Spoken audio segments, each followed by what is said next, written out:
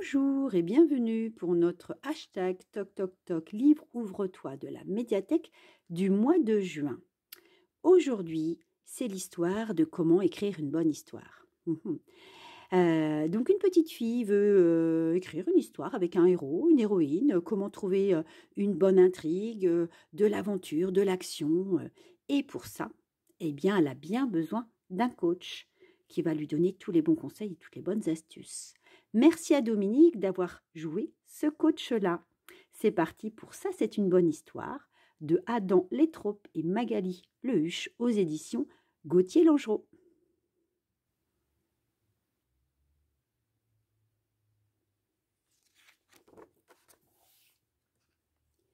Pour écrire une histoire, il faut un héros ou une héroïne.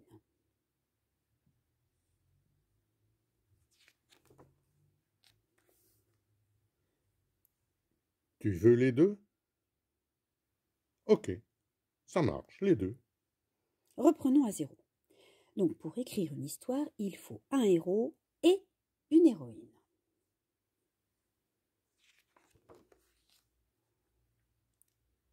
Ils vivent dans un joli village peuplé de gentils habitants.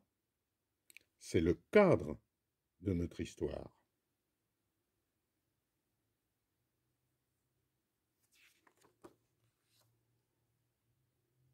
Toute bonne histoire commence avec un conflit, et donc avec un problème à résoudre. C'est obligatoire, car sans conflit, il n'y aura pas d'intrigue, et notre histoire serait du grand n'importe quoi.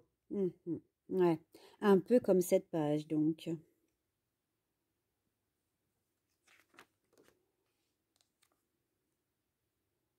Voyons. Qu'est-ce que tu pourrais bien inventer comme conflit? Une attaque.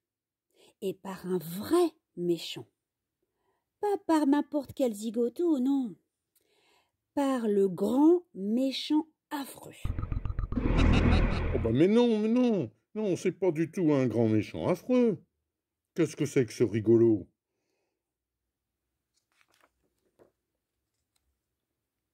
Voilà, ça c'est un grand méchant affreux. C'est beaucoup mieux, merci. Alors, où j'en étais? Ah oui, l'attaque.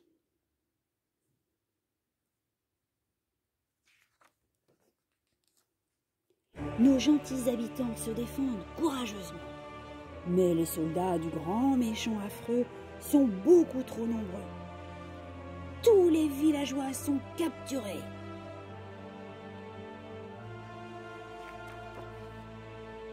Tous, sauf notre héros et notre héroïne qui étaient, comme par hasard, en train de sauver des canards dans la ville de Bien Pratique pour l'Histoire.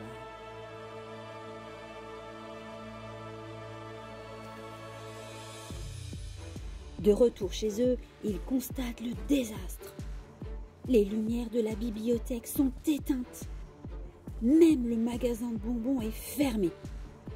La catastrophe absolue.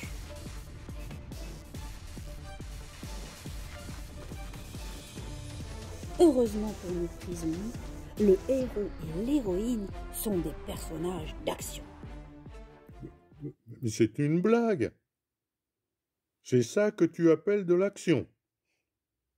C'est censé être le moment le fort de ton intrigue.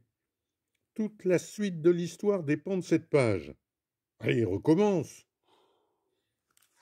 Bon, alors. Nos deux héros se précipitent vers le repère du grand méchant affreux pour secourir les villageois. Manque de chance, le méchant n'habite pas la porte à côté. Il leur faut escalader une immense montagne parsemée d'effroyables dangers sous un terrible orage. Ils grimpent et... Zut! Il y a un garde devant la porte. L'esprit vif comme l'éclair, le héros fait diversion. Le garde se tourne, trébuche et bam! Le héros et l'héroïne traversent le repère à toute vitesse. Ils parviennent enfin devant la grille d'un bâtiment qu'on appelle donjon.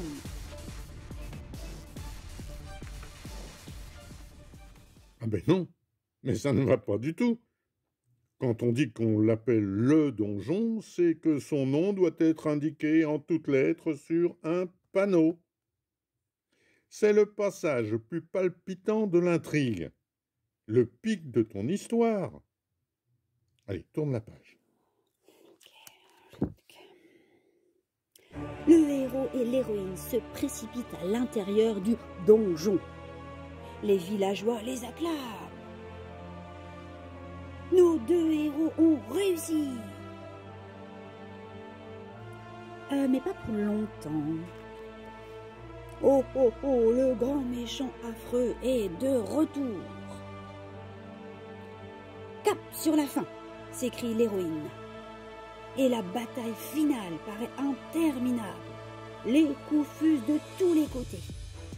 Et s'arrête seulement lorsque le grand méchant affreux est cerné.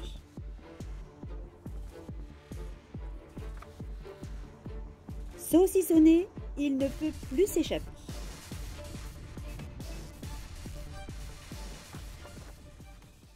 Victorieux, le héros et l'héroïne rejoignent les villageois à la fin de l'histoire. C'est la grande fiesta! Waouh! Alors ça, c'est une bonne histoire.